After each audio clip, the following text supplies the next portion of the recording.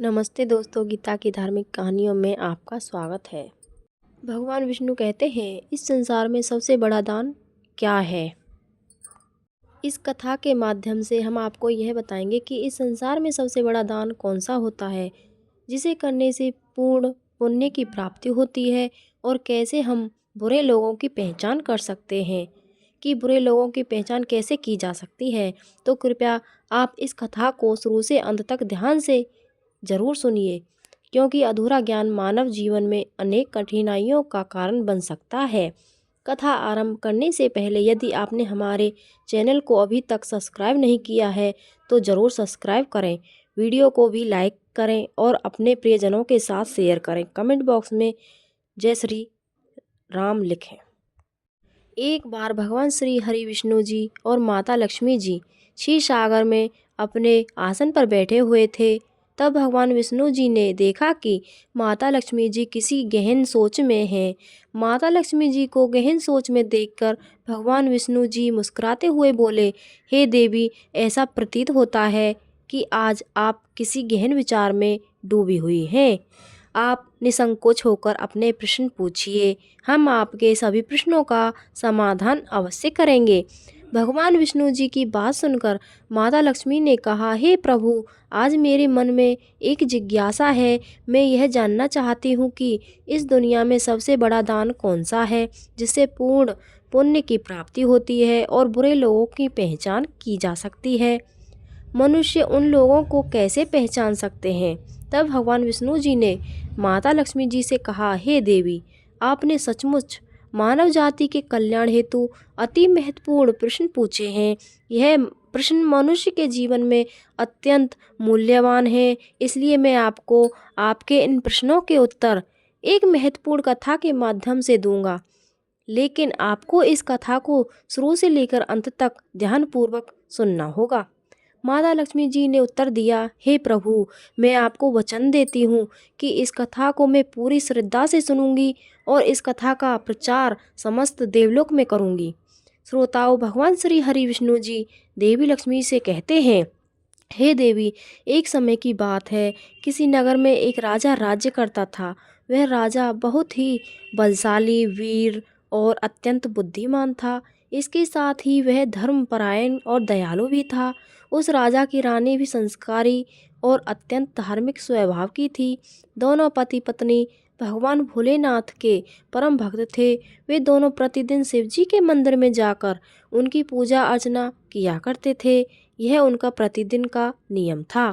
वह राजा अपने राज्य को धर्मपूर्वक चला रहा था। उसके राज्य में कोई भी व्यक्ति दुखी नहीं रहता था, बल्कि सारी प्रजा सुख और वैभव से संपन्न रहती थी। इसलिए पूरे नगर में हर तरफ खुशियां ही खुशियां बिखरी रहती थी। वहाँ के जानवर भी एक दूसरे को कोई हानि नहीं पहुँचाते थे। यहाँ तक कि एक ही नदी में शेर और बकरी शांतिपूर्वक पानी पीते थे। ऐसे ही दिन बीत रहे थे। राजा की उम्र ढलती जा रही थी और उनके विवाह को भी कई वर्ष बीत चुके थे, लेकिन उस राजा को कोई संतान नहीं थी।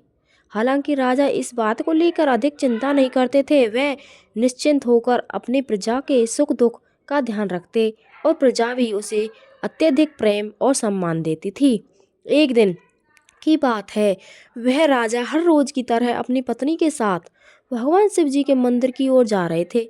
तभी अचानक उसने देखा कि सामने वाले घर में एक स्त्री झाड़ू लगा रही है, और राजा और रानी जब उस स्त्री के घर के पास से गुजरे तो वह स्त्री उन्हें देखते ही अपना चेहरा फेर कर तेजी से घर के अंदर चली गई। उस स्त्री का ऐसा व्यवहार देखकर राजा और रानी को बिल्कुल भी अच्छा नहीं लगा। राजा उस समय अपनी रानी के साथ भगवान भोलेनाथ की पूजा करने के लिए मंदिर जा रहा था, इसलिए उसने स्त्री से कुछ नहीं कहा और सीधे मंदिर पहुंचकर भगवान शिव जी की पूजा अर्चना की। पूजा के बाद राजा अपनी रानी के साथ वापस महल लौट आया। लेकिन महल पहुंचने के बाद राजा ने अपने एक सैनिक को बुलाया और उसे आदेश दिया कि तुम जाओ और नगर के बाहरी क्षेत्र में रहने वाली उस स्त्री को अपने साथ महल ले आओ। ध्यान रखना, तुम उसे कुछ भी मत बताना, क्योंकि बुलाया गया है। उस बस उसे तुम हमारे पास ले आओ। भगवान विष्णु जी कथा सुनाते हुए आगे कहते हैं, हे देवी, राजा का आदेश पाते ही वह सैनिक तुरंत ही उस महिला के घर पहुंचता है और उस समय महिला का पति भी पर नहीं था, लेकिन वह सैनिक उस स्त्री के घर के दरवाजे को खटखटाने लगता है। कुछ देर बाद वह महिला अपने घर का दरवाजा खोलती है। सामने राजा का सैनिक खड़ा हो देखकर वह महिला हैरान होती है और पूछती है, क्या हुआ, आप मेरे घर पर क्यों आए हैं? उस महिला की बात सुनकर राजा का वह सैनिक उससे कहता है, चलो मेरे साथ, महाराज ने तुम्हें राजमहल में बुलाया है, उन्हें आपसे कुछ बात पूछनी है। यह सुनकर वह महिला अपने मन में सोचती है, आखिर महाराज का आदेश है, इसे ठुकराया तो नहीं जा सकता, मुझे राज दरबार में जाना ही होगा। उसके बाद वह सैनिक उस स्त्री को अपने साथ लेकर राजमहल पहुंच गया। महल में पहुंचकर वह महिला राजा को प्रणाम करती है और कहती है, हे महाराज, आपने मुझे अचानक यहाँ राजमहल में क्यों बुलाया है? क्या मुझसे कोई गलती हो गई है? उस स्त्री की बात सुनकर राजा कहता है, तुम मुझे एक बार बताओ, आज सुबह जब मैं और मेरी पत्नी भगवान शिव जी के मंदिर जा रहे थे तो तुमने मुझे देखकर अपना मुंह फेर लिया और मुझे आते हुए देखकर तुम दौड़ते हुए अपने घर में चली गई। तुमने मुझे देखकर ऐसा दुर्व्यवहार क्यों किया? तब वह महिला निर्भीकता से राजा से कहती है, हे महाराज, आप भले ही मुझे मृत्युदंड दें तो भी मुझे कोई ऐतराज नहीं है, परंतु मैं सच ही कहूँगी, आपके महल में बड़े बड़े विद्वान हैं, पंडित हैं, अगर मैं गलत बात बोलूँ तो आप उनसे पूछ सकते हैं कि हमारे नगर में यह मान्यता है कि जो सुबह सुबह आपका चेहरा देख लेता है तो उस व्यक्ति का पूरा दिन खराब हो जाता है, क्योंकि आप संतानहीन हैं, अभी तक आपको संतान की प्राप्ति नहीं हुई है, इसी कारण मैंने आपका मुंह देखकर अपना मुंह फेर लिया था और अपने घर के अंदर चली गई थी। उस महिला की ऐसी बात सुनकर राजा आश्चर्य में पड़ जाता है और वह अपने मन में सोचता है कि यह महिला तो बिल्कुल सत्य कह रही है। यदि किसी नगर के राजा को संतान नहीं हो तो यह उसकी प्रजा के लिए बिल्कुल भी शुभ नहीं माना जाता। उसके बाद राजा उस महिला को वापस अपने घर जाने की अनुमति देता है। फिर राजा अपने मन में यह विचार करने लगता है कि अब मुझे भगवान शिव जी के मंदिर में जाकर संतान प्राप्ति के लिए यज्ञ करना चाहिए। ऐसा सोचकर वह राजा अपने कक्ष में लौटकर रानी से कहता है, हे प्रिय, हमारे नगर के लोग हमारे चेहरे को देखना भी पसंद नहीं करते हैं, क्योंकि हमारे पास अभी तक कोई संतान नहीं है। इसलिए हमें भगवान शिव जी की मंदिर में जाकर संतान प्राप्ति का यज्ञ करना चाहिए। हम भगवान भोलेनाथ के मंदिर में चलते हैं और भगवान शिव से प्रार्थना करते हैं कि वे हमें पुत्र प्रदान करें। राजा की बात सुनकर रानी भी उसकी बात मान लेती हैं। फिर राजा और रानी दोनों भगवान शिव जी के मंदिर पहुंचते हैं और भगवान शिव जी की पूजा करके संतान प्राप्ति के लिए यज्ञ का आयोजन करते हैं। भगवान विष्णु जी की कथा सुनाते हुए आगे कहते हैं, हे देवी, पुत्र प्राप्ति के लिए राजा और रानी ने यज्ञ का आयोजन किया, लेकिन यज्ञ संपन्न होने के बाद भी उन्हें संतान की प्राप्ति नहीं हुई। यज्ञ के निष्फल होने से राजा अत्यंत निराश हो गया। यज्ञ का आयोजन करने वाले पंडित जी भी सोच में पड़ गए। पंडित जी ने मन ही मन सोचा, अब तक जितने भी यज्ञ मैंने किए हैं उनमें से कोई भी यज्ञ आज तक विफल नहीं हुआ है। इसका अर्थ यह है कि शायद इस राजा के भाग्य में ही खोट है और ऐसा प्रतीत होता है कि ईश्वर ने इस राजा के भाग्य में संतान का योग नहीं लिखा है। इसलिए संतान प्राप्ति का यज्ञ करने के बाद भी उसे संतान की प्राप्ति नहीं हुई। राजा हर संभव प्रयास करके थक चुका था और अब वह गहरे निराश में डूबा रहता था। वह दिन रात संतान की कमी के बारे में सोचता और चिंता में खोया रहता था। एक दिन सिंहासन पर बैठे बैठे राजा को अचानक एक बात याद आती है कि दूसरे नगर के वन में महात्मा जी ने निवास करते हैं, जिनकी ख्याति दूर दूर तक फैली है। राजा के मन में विचार आता है कि शायद उन महात्मा के पास मेरे इस कष्ट का कोई समाधान हो। अगर मैं उसके पास जाऊं तो संभवतः वे मुझे पुत्र प्राप्ति का कोई उपाय बता सके। मुझे उनके पास जाना चाहिए। अपने मन में यह निर्णय लेकर राजा तुरंत अपनी रानी के पास जाता है और उससे कहता है, हे प्रिय, दूसरे नगर के वन में एक महान तपस्वी और ज्ञानी महात्मा जी रहते हैं। मुझे लगता है कि हमें उनके पास जाना चाहिए। हो सकता है कि वे हमें पुत्र प्राप्ति का कोई मार्ग सुझा दें। फिर रानी भी राजा की इस बात को सहमत हो गई। रानी ने कहा, हे स्वामी, आपकी बात बिल्कुल सही है। हमें महात्मा जी से अवश्य मिलना चाहिए। रानी की सहमति पाकर राजा और रानी दोनों ने एक रथ में बैठकर महात्मा जी के दर्शन के लिए दूसरे वन की ओर प्रस्थान किया। कुछ समय के बाद वे दोनों वन में पहुंच गए। रथ से उतरकर राजा और रानी दोनों जंगल के भीतर जाने लगे। ऊंचे नीचे रास्तों से गुजरते हुए वे महात्मा के आश्रम की ओर बढ़ने लगे। भगवान विष्णु जी की कथा सुनाते हुए आगे कहते हैं, हे देवी। फिर राजा और रानी वन के भीतर महात्मा जी के कुटिया के पास पहुंच जाते हैं। वहां वे देखते हैं कि महात्मा जी एक विशाल वृक्ष के नीचे ध्यान मग्न होकर साधना में लीन है। यह दृश्य देखकर राजा और रानी कुछ देर तक खामोशी से खड़े रह जाते हैं ताकि महात्मा जी की साधना में कोई विघ्न न आए। दोनों हाथ जोड़कर विनम्रता पूर्वक महात्मा जी के सामने खड़े रहते हैं। कुछ समय बाद महात्मा जी अपनी साधना से बाहर आते हैं और अपनी आंखें खोलते हैं। तब वे देखते हैं कि राजा और रानी उनके सामने अपने दोनों हाथों को जोड़कर खड़े हुए हैं। वे महात्मा जी से उस राजा को अच्छी तरह से जानते भी थे, इसलिए वे राजा को देखते ही पहचान लेते हैं और राजा से मुस्कुराते हुए कहते हैं, हे राजन, आज आप यूँ अचानक से हमारे पास किस प्रयोजन से पधारे हैं? तब राजा ने नम्रता से महात्मा जी को प्रणाम किया और अपनी व्यथा महात्मा जी को कह सुनाई। उसने बताया कि कैसे उन्होंने पुत्र प्राप्ति के लिए यज्ञ किया परंतु सभी व्यर्थ गए। यह सब सुनने के बाद महात्मा जी कुछ क्षणों के लिए मौन हो गए और अपनी आंखें बंद कर लीं। वे ध्यान लगाकर राजा के जीवन की घटनाओं का आंतरिक दृष्टि से अवलोकन करने लगे। कुछ समय बाद महात्मा जी ने अपनी आंखें खोली और गंभीर स्वर में बोले, राजन, मैंने आपके जीवन का एक ऐसा सत्य देखा है जिसे सुनकर आपको कष्ट हो सकता है। आपके पिछले जन्म में किए गए एक पाप का फल इस जन्म में आपके भाग्य पर भारी पड़ा है। आपने पिछले जन्म में एक ऐसा घोर पाप किया था जिसके परिणाम स्वरूप इस जीवन में आपके भाग्य में संतान प्राप्ति का योग नहीं है। इसी कारण से आपके सभी प्रयास निष्फल हो रहे हैं। भगवान विष्णु जी की कथा सुनाते हुए आगे कहते हैं, हे देवी। महात्मा जी की बातें सुनकर राजा उनके चरणों में गिर पड़ा और विनती करते हुए बोला, हे महात्मा, कृपा करके आप ऐसा मत कहिए। आप ही हमारे दुख को हरने का कोई उपाय सुझाएं। राजा की यह व्याकुलता देखकर महात्मा जी ने उसे सहारा देकर अपने चरणों से उठाया और बोले, हे राजन, इतनी अधीरता आपको बिल्कुल भी शोभा नहीं देती है। मैं अभी आपको आपके इस कष्ट का निवारण करने का उपाय बताता हूँ, जिसे करने के बाद आपको अवश्य ही पुत्र की प्राप्ति होगी। इतना कहकर वे महात्मा जी अपनी कुटिया के भीतर जाते हैं और थोड़ी देर के बाद हाथ में एक कटोरी में खीर लेकर बाहर आ जाते हैं। उन्होंने वह खीर राजा को देते हुए कहा, राजन, महल पहुंचकर आप और रानी साहिबा दोनों ही स्नान आदि के बाद इस खीर को प्रसाद के रूप में ग्रहण करें।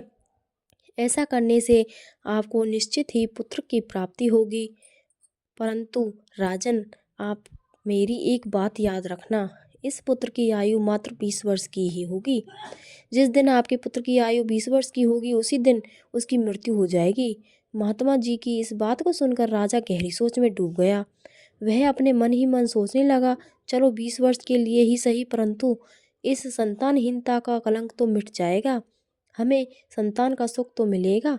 राजा ने मन ही मन इस बात को स्वीकार कर लिया और महात्मा जी से निवेदन किया, हे महात्मा, आपका आशीर्वाद और मार्गदर्शन स्वीकार है, कृपया करके हमें यह अवसर दें। महात्मा जी ने मुस्कुराते हुए राजा को आशीर्वाद दिया। राजा और रानी ने महात्मा जी को प्रणाम किया, उनकी चरण वंदना की और विनम्रता पूर्वक आभार व्यक्त किया। इसके बाद राजा और रानी अपने रथ में बैठकर महल की ओर लौट चले। महल पहुंचकर राजा और रानी स्नान आदि कर भगवान भोलेनाथ जी का प्रसाद मानते हुए श्रद्धा से उस खीर को ग्रहण करते हैं। उसके कुछ ही दिनों बाद रानी गर्भवती हो जाती है, जिससे रानी बहुत ही प्रसन्न हो जाती है। तब राजा ने यह शुभ समाचार सुना तो वह भी खुशी से झूम उठा। संतान प्राप्ति का यह सुखद समाचार सुनने के बाद राजा ने महात्मा जी के प्रति अपनी कृतज्ञता प्रकट करने का निश्चय किया। राजा अपने रथ में ढेर सारे फल फूल, वस्त्र और अन्य भेंट सामग्रियां रखकर वन में महात्मा जी की कुटिया की ओर चल पड़ा। कुटिया के निकट पहुंचकर राजा ने अपने रथ को रोक लिया और विनम्र भाव से नीचे उतरकर महात्मा जी के पास पहुंचा। महात्मा जी ध्यान मग्न बैठे थे। राजा ने उनके पास जाकर सभी वस्त्र, फल, फूल उन्हें समर्पित किए और गहरे आदर के साथ प्रणाम करते हुए कहा, हे महात्मा, आपकी ही कृपा से हमें संतान प्राप्ति का सुख प्राप्त होने जा रहा है, इसलिए आप मेरी यह तुच्छ सी भेंट कृपा कर स्वीकार करें।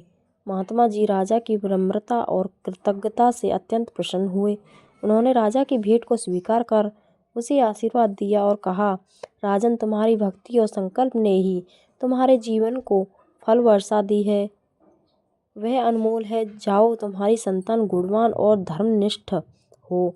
उसके बाद राजा ने महात्मा जी का आशीर्वाद पाकर उनसे विदा ली और अपने रथ में बैठकर वापस अपने महल की ओर प्रस्थान किया। महल लौटकर राजा बहुत ही खुशियां मनाता है। भगवान विष्णु जी की कथा सुनाते हुए आगे कहते हैं, हे देवी, ऐसे ही दिन बीत रहे थे। आखिरकार वह शुभ दिन आया जब राजा के यहाँ एक पुत्र का जन्म हुआ। पुत्र के जन्म से जैसे महल में खुशियाँ की बयार बहने लगी, राजा ने पुत्र प्राप्ति की खुशी में पूरे नगर में उत्सव का आयोजन किया। महल को फूलों और रंग बिरंगी सजावट से सजाया गया। अपने पिता के गुणों का प्रतीक बनते हुए वह बड़ा होने लगा। वह अपने पिता की तरह ही धर्मनिष्ठ, आत्मानुभूति, मत, शौर्य और भक्ति के गुण प्रकट करने लगा, जिससे राजा के हृदय गर्व से भर उठा। शांतनु के गुणों और आचरण को देखकर सभी आश्चर्यचकित हो गए कि वह एक दिन अपने पिता की तरह महान राजा बनेगा। जैसे जैसे समय बीता, राजा का हृदय गर्व और खुशियों से भरता गया। संतान और सुख की प्राप्ति ने उसकी सभी चिंताओं को मानो हर लिया था और वह अपने पुत्र से संपूर्ण संसार का आनंद खोजने लगा। वह राजा के पुत्र प्रति अपने स्नेह में इतना डूब गया कि वह यह महत्वपूर्ण बात भी भूल बैठा कि उसके पुत्र की आयु मात्र 35 वर्ष तक की ही है। भगवान विष्णु जी की कथा सुनाते हुए आगे कहते हैं, हे देवी, फिर एक दिन जब उस राजा को यह बात याद आती है कि उसके पुत्र वर की आयु मात्र 35 वर्ष की है, तो जब राजा के पुत्र शांतनु की आयु 15 वर्ष की हो जाती है, तब वह राजा दिन रात पुत्र के भविष्य को लेकर व्याकुल रहने लगा। इस बीच एक अन्य नगर में एक महापराक्रमी राजा था। उस राजा की एकमात्र पुत्री थी, जो अपनी सुंदरता और दयालुता के लिए प्रसिद्ध थी। वह देखने में ऐसी लगती थी मानो स्वर्ग की अप्सरा स्वयं धरती पर उतर आई हो। वह बहुत ही दानी स्वभाव की थी, क्योंकि उसने अपने माता पिता से धर्म और संस्कारों की शिक्षा ली थी, इसलिए उसका हृदय करुणा और उदारता से भरा हुआ था। वह प्रतिदिन सुबह उठकर पक्षियों को दाना डालती और अपने द्वार पर आने वाले साधु संतों, भिक्षुकों को सदा ही आदर से भोजन कराती थी। कोई भी भूखा उसके द्वार से खाली हाथ नहीं लौटता था। ऐसे ही दिन बीत रहे थे। उस राजा की पुत्री भी अपने गुणों के साथ बड़ी हो रही थी। एक दिन जब शांतनु के पिता को यह बात पता चली कि दूसरे नगर में एक धीर, वर और पराक्रमी राजा राज्य करता है, जिसकी पुत्री गुणों की खान है, साथ ही वह अत्यंत सुंदर भी है, तो राजा ने अपने मन में सोचा कि ऐसी धर्मात्मा और तेजस्वी कन्या के साथ अपने पुत्र शांतनु का विवाह करना उचित रहेगा। मुझे इसी प्रकार की कन्या की तलाश थी, जिसके साथ मैं अपने पुत्र का विवाह कर सकूं और हमारी वंश परंपरा को बनाए रख सकूं। इस विचार के साथ ही राजा ने अपने मन में निर्णय किया कि वह उस राजा से प्रस्ताव रखेगा, जिससे वह अपने पुत्र शांतनु का विवाह उस सुंदर और धार्मिक कन्या के साथ कर सके। भगवान विष्णु जी माता लक्ष्मी से कहते हैं, हे देवी, फिर शांतनु के पिता ने अपने पुत्र के विवाह का प्रस्ताव संदेश वाहक के माध्यम से दूसरे नगर के राजा तक पहुंचाया। जब दूसरे नगर के राजा ने यह प्रस्ताव सुना, तो उसने अपने मन में विचार किया कि चलो, अब मुझे अपनी पुत्री का विवाह कर देना चाहिए। और मैंने सुना कि इस राजा के पुत्र की आयु मात्र 35 वर्ष की है। इस राजा का पुत्र बहुत ही योग्य, पराक्रमी और धर्मपरायण है, भले ही उसकी आयु का भविष्य अनिश्चित हो। इसलिए अगर उसके यहाँ कोई पुत्र पैदा हो गया तो उसका वंश आगे बढ़ता रहेगा, जिससे पुत्री भी अपनी संतान के साथ सुखी रहेगी। इन विचारों को मन में संजोए हुए उस राजा ने शांतनु के विवाह प्रस्ताव को सहर्ष स्वीकार कर लिया। फिर कुछ ही दिनों के भीतर शुभ मुहूर्त में शांतनु का उस राजकुमारी के साथ विवाह हो गया। वह राजकुमारी न केवल सुंदर थी बल्कि बहुत ही दयालु स्वभाव की थी।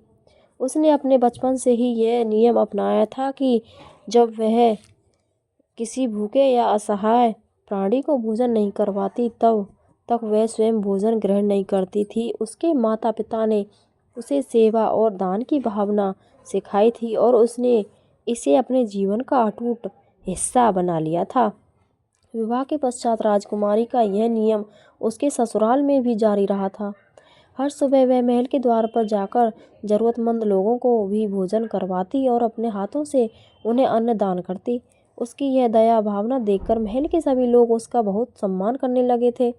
धीरे धीरे ऐसे ही समय गुजर रहा था और हर गुजरते दिन के साथ शांतनु की उम्र भी बढ़ रही थी। राजा और रानी इस बात को लेकर मन ही मन में चिंतित रहते थे कि उनका पुत्र और अपने जीवन के अंतिम समय की ओर बढ़ रहा है। उन्हें महात्मा की वह भविष्यवाणी हमेशा याद रहती कि शांतनु की आयु केवल 35 वर्ष की होगी। इस दुखद सत्य को केवल राजा और रानी ही जानते थे। उन्होंने यह बात किसी और को नहीं बताई थी ताकि महल में कोई चिंता का माहौल न बने। जैसे जैसे शांतनु की आयु 35 वर्ष की ओर बढ़ती जा रही थी, राजा और रानी की चिंता भी बढ़ती जा रही थी। अपने पुत्र के प्रति उनका प्रेम और मोह इतना अधिक था कि वे चाहकर भी इस चिंता से मुक्त नहीं हो पाते थे। भगवान विष्णु जी कथा सुनाते हुए आगे कहते हैं, हे देवी, फिर वह दिन भी आ जाता है जब शांतनु के जीवन के मात्र 3 दिन शेष रह जाते हैं। राजा और रानी का दिल भारी हो जाता है। राजा बार बार अपने मन में सोचने लगा कि अब मैं क्या करूं? मेरा पुत्र 3 दिन बाद मुझसे हमेशा के लिए दूर हो जाएगा। क्या कोई ऐसा उपाय नहीं है जिससे मैं उसे बचा सकूं? रानी भी इस दुख से चिंतित थी और हर पल अपने पुत्र के जीवन की कामना करती रहती। इसलिए उनके पुत्र मोह ने उन्हें बीमार और कमज़ोर बना दिया था। दोनों इतने दुखी थे कि अब उन्होंने भोजन करना भी छोड़ दिया था, परंतु अपनी पीड़ा को उन्होंने किसी के सामने प्रकट नहीं किया। वे नहीं चाहते थे कि महल के लोग उनके पुत्र की मृत्यु की बात सुनकर दुखी हों और चिंता में पड़ जाएं। फिर वह अंतिम दिन भी आ पहुंचा जिस दिन शांतनु की आयु पूरी होने वाली थी, अर्थात उसकी मृत्यु होनी थी। फिर उस दिन जैसे ही सुबह हुई, राजा और रानी अपनी चिंता और दुख से व्याकुल होकर भगवान भोलेनाथ के मंदिर में बैठकर उनकी पूजा अर्चना में लग गए। वे दोनों भगवान भोलेनाथ से प्रार्थना करते हुए कहने लगे, हे प्रभु, आप तो देवों के भी देव महादेव हैं। आप कृपया करके हमें पुत्र की मृत्यु होने के दुख को सहन करने की शक्ति दीजिए। हम जानते हैं कि जो जिसके भाग्य में लिखा होता है उसे कोई बदल नहीं सकता, वह होकर ही रहता है, परंतु हमारे लिए यह समय बहुत ही कठिन है। उधर राजकुमार शांतनु की पत्नी अपने दैनिक धर्म कर्म के कामों में लगी हुई थी। हर दिन की तरह वह भूखे गरीबों और निर्धनों को भोजन करा रही थी, पक्षियों को दाना डाल रही थी और ज़रूरतमंदों की सहायता में लगी थी। उसे अपने पति की आयु के बारे में कुछ भी पता नहीं था, इसलिए वह निश्चित होकर अपने कार्यों में मग्न थी। इसी बीच यमलोक में धर्मराज जी ने देखा कि आज राजकुमार शांतनु की मृत्यु का दिन है, तो उन्होंने तुरंत ही अपने 2 प्रमुख दूतों को बुलाया और उन्हें आदेश दिया कि जाओ और अब से कुछ समय बाद राजकुमार शांतनु के प्राण उसके शरीर से निकालकर अपने साथ यमलोक ले आओ। परंतु ध्यान रहे कि उसकी मृत्यु एक विशेष कारण से होनी है। उसकी मृत्यु एक सांड द्वारा उसे पीछे से ठोकर मारने से ही होगी। जब वह सांड राजकुमार शांतनु को पीछे से ठोकर मारेगा तभी उसके प्राण हमारे पास आ सकेंगे। इसके लिए तुम दोनों एक सांड के पास जाकर उसे राजकुमार शांतनु की मृत्यु के लिए प्रेरित करो। धर्मराज के आदेश अनुसार वे दोनों दूत यमलोक से धरती पर जाने के लिए तत्पर हो गए। भगवान विष्णु जी माता लक्ष्मी से कहते हैं, हे देवी, वे दोनों यमदूत राजकुमार शांतनु के प्राण लेने के लिए आकाश मार्ग से होते हुए पृथ्वी लोक पहुंच जाते हैं। दूसरी ओर धर्मराज की माया के प्रभाव से एक सांड ने अपने मन में सोचा कि आज मुझे राजमहल के सुंदर बगीचे में प्रवेश करना चाहिए और वहाँ घूमना चाहिए। मुझे देखना चाहिए कि राजमहल का बगीचा कैसा है। फिर बिना किसी रुकावट के वह सांड धीरे धीरे चलते हुए महल के बगीचे में पहुँच जाता है। संयोग से वह बगीचा था जहाँ राजकुमार शांतनु प्रतिदिन टहलने के लिए आते थे। धर्मराज की माया से प्रेरित वह सांड जैसे ही बगीचे में प्रवेश करता है तो वहाँ जाकर वह घास चरने लगे और इधर उधर घूमने लगता है। उसी समय धर्मराज जी के दो दूत राजमहल के बगीचे के द्वार के पास खड़े हो गए। वे दोनों बगीचे भीतर की गतिविधियों पर नज़र बनाए रखते हैं। कुछ समय बाद राजकुमार शांतनु उस बगीचे में टहलने के लिए आता है। राजकुमार शांतनु को सांड के वहाँ होने का एहसास नहीं था और वह अपने विचारों में खोए हुए बगीचे में टहलने लगता है। तब वे दोनों यमदूत अपने मन में सोचते हैं, अब बस थोड़ी ही देर में राजकुमार शांतनु की आयु समाप्त होने का समय निकट आ जाएगा।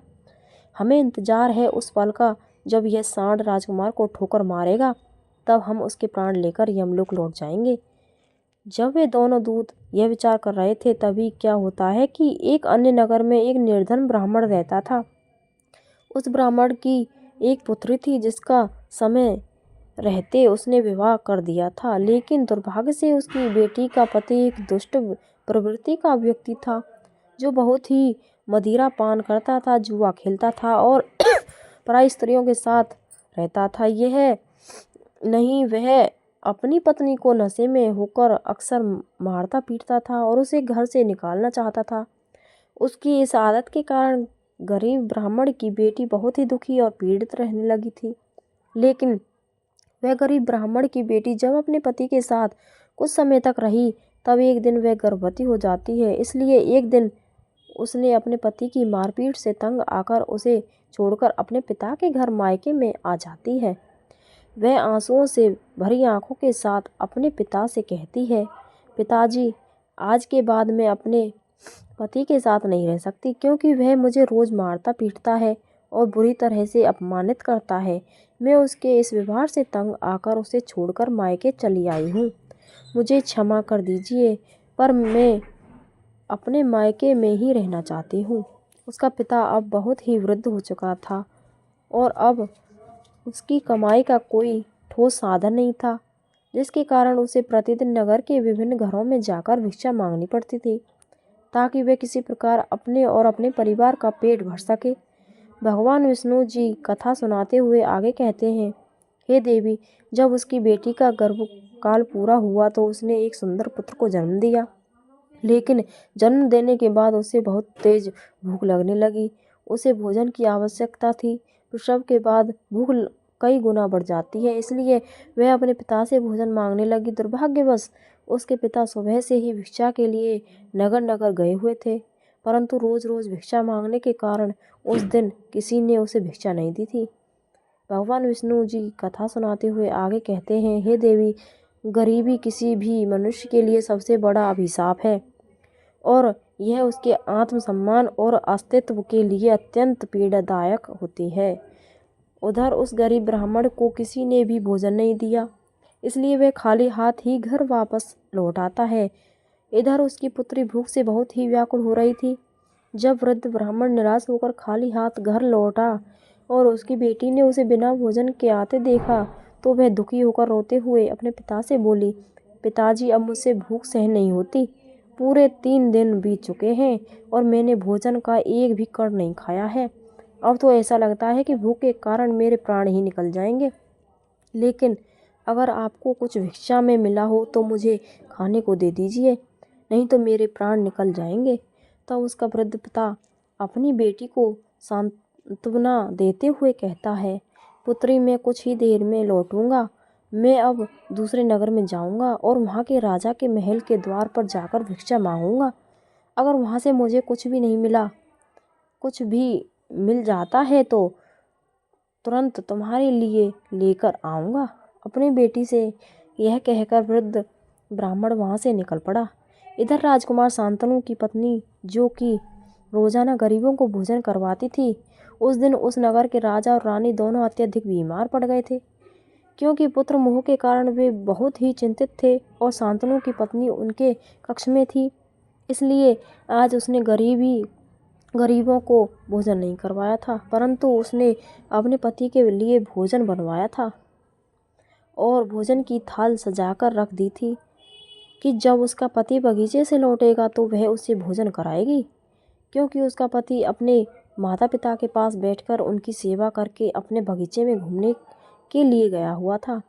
भगवान विष्णु जी की कथा सुनाते हुए आगे कहते हैं, हे देवी, इधर वह वृद्ध ब्राह्मण राजमहल के द्वार पर पहुंच जाता है।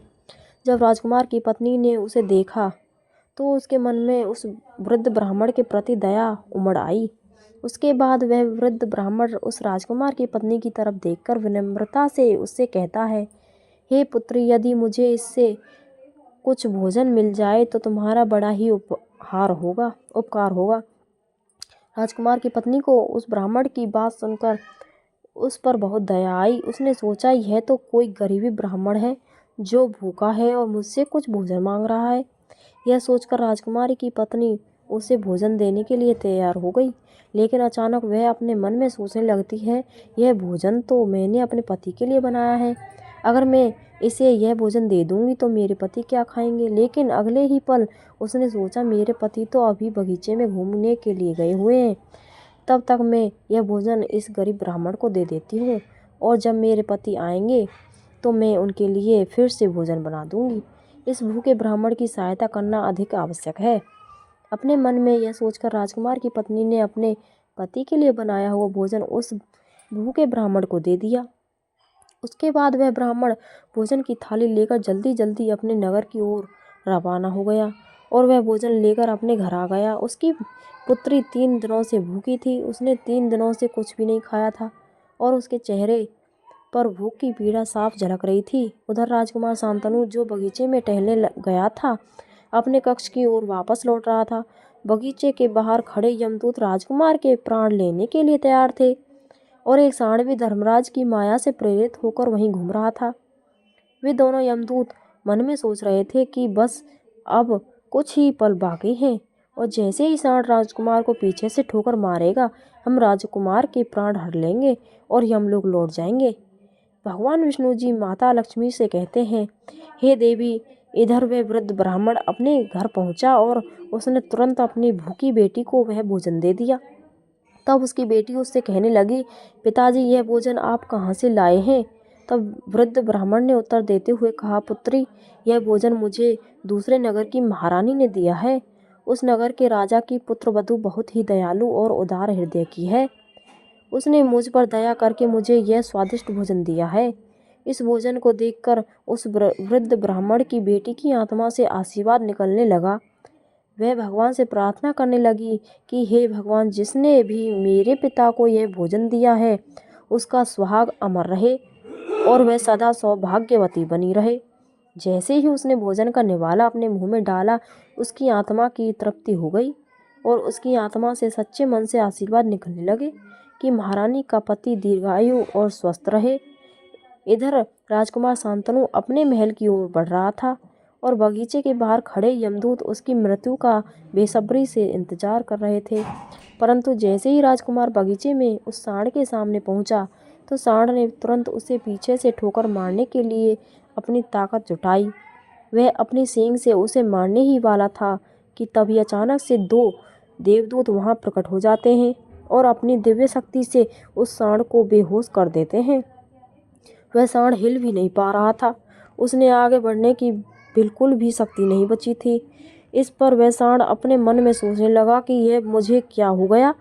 अभी तो मैं इस राजकुमार को पीछे से ठोकर मारने आया था और अब मैं खुद ही चलने में असमर्थ हूँ।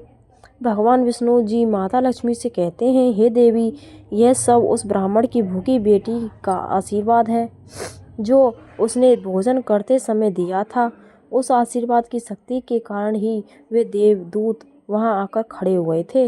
इसके बाद वे देवदूत यमराज के उन दूतों से कहते हैं, हे यमदूत, तुम इस राजकुमार के प्राण नहीं ले सकते। जिस प्रकार श्राप असर दिखा सकता है, उसी प्रकार आशीर्वाद भी फलित हो सकता है। अब राजकुमार और सांड के बीच वे दो देवदूत आशीर्वाद रूपी दीवार बनकर खड़े थे और राजकुमारी का दान मृत्यु के समय को आगे नहीं बढ़ने दे रहा था। फिर वे यमदूत उन देवदूतों से कहते हैं, हे देवदूतों, तुम सभी यहाँ से लौट जाओ और हमें हमारा काम करने दो, क्योंकि हमारा उद्देश्य है इस राजकुमार के प्राण लेकर यमलोक लौट जाना। तब देवदूतों ने दृढ़ता से उत्तर दिया, नहीं यमदूतों, ऐसा कभी नहीं हो सकता। हमारे रहते यह असंभव है, क्योंकि हमें स्वयं भगवान शिव जी ने यहाँ भेजा है। दोनों पक्षों के बीच बहस छिड़ गई और फिर यह बहस धीरे धीरे एक युद्ध में बदल गई। देवदूतों की अद्वितीय शक्ति के सामने यमदूत असहाय हो गए और हार मानकर वापस यमलोक लौट गए। यमलोक में पहुंचकर यमदूतों ने यमराज जी से कहा, हे महाराज, हम उस राजकुमार के प्राण नहीं ला पाए। तब यमराज जी अपने दूतों से कहते हैं, यह कैसी विडंबना है, तुम लोग खाली हाथ क्यों वापस लौट आए। यमराज जी की बात सुनकर यमदूत महाराज जी से कहते हैं, हे महाराज, हम उस राजकुमार के प्राणों को लेने के लिए गए थे, लेकिन अचानक से पता नहीं दो देवदूत हमारे सामने आकर खड़े हो गए और उन दोनों के सामने हमारी कोई भी शक्ति काम नहीं कर पाई। यमराज यह सुनकर सोच में पड़ गए और बोले, ऐसी कौन सी बड़ी शक्ति है जो उस राजकुमार की मृत्यु के मार्ग में बाधा बन रही है। फिर वे यमदूत यमराज जी से कहते हैं, हे महाराज, एक तो उसके दान की शक्ति और आशीर्वाद की शक्ति, जिसने देवदूतों को और भी शक्तिशाली बना दिया है। तब यमराज जी अपने दूतों से कहते हैं, लगता है यह कार्य तुमसे नहीं हो पाएगा, तुम लोग रहने दो, मुझे स्वयं पृथ्वी लोक पर जाकर उस राजकुमार के प्राण लेने होंगे। भगवान विष्णु जी कथा सुनाते हुए आगे कहते हैं, हे देवी, फिर अपने दूतों से इतना कहकर यमराज जी स्वयं पृथ्वी लोक पर पहुंच जाते हैं और उस राजा के महल के बगीचे में प्रकट हुए। वहां उन देवदूतों से यमराज जी से कहते हैं, हे देवदूतों, क्या तुम लोग नहीं जानते कि विधि का विधान अटल है। जब किसी की आयु पूरी हो जाती है तो उसे यमलोक जाना ही होता है और इस राजकुमार की भी आयु अपूर्ण हो चुकी है, इसलिए मैं इसके प्राण लेने आया हूँ। तब देवदूतों ने यमराज से कहा, हे प्रभु, आप हमें बताइए कि ब्रह्मा जी और विष्णु जी तक को भी श्राप का प्रभाव सहना पड़ा था। यदि श्राप का मान रखा जा सकता है तो क्या आशीर्वाद का मान नहीं रखा जा सकता। इस राजकुमार को भूखे को भोजन देने का आशीर्वाद प्राप्त है। उन देवदूतों की बात सुनकर यमराज जी उन देवदूतों से कहते हैं, आप लोग सत्य कह रहे हैं, परंतु अब मुझे क्या करना होगा। तब वे देवदूत यमराज जी से कहते हैं, प्रभु, आप इस राजकुमार की आयु 100 वर्ष कर दीजिए, इसके बाद ही आप इस राजकुमार के प्राण लेने के लिए पधार सकते हैं और यही भगवान शिव जी का भी आदेश है। उन देवदूतों की बात मानकर यमराज जी ने राजकुमार शांतनु की आयु 100 वर्ष कर दी और वापस यमलोक लौट गए। भगवान विष्णु जी कहते हैं, हे देवी, एक भूखे को भोजन देने के पुण्य के कारण उस राजकुमार की मृत्यु टल गई और उसकी आयु भी बढ़ गई। इसी कारण कहा जाता है कि अन्न दान सबसे बड़ा दान है। किसी भूखे को दिया गया अन्न अश्वमेध यज्ञ के फल के बराबर होता है। भगवान विष्णु जी माता लक्ष्मी जी से कहते हैं, हे देवी, अब तो आपके सभी प्रश्नों के उत्तर आपको मिल गए होंगे। तब माता लक्ष्मी जी भगवान श्री हरि विष्णु जी से कहती हैं, हे प्रभु, आज आपने मुझे ज्ञान प्रदान किया है और मेरे सभी प्रश्नों का समाधान भी कर दिया है, इसलिए मैं आपको विश्वास दिलाती हूँ कि मैं इस कथा का विस्तार समस्त संसार में अवश्य करूँगी। आशा है यह कथा आपको ज़रूर पसंद आई होगी। अगर आपको यह कथा अच्छी लगी हो तो वीडियो को लाइक करना, शेयर करना, सब्सक्राइब करना ना भूलें। धन्यवाद।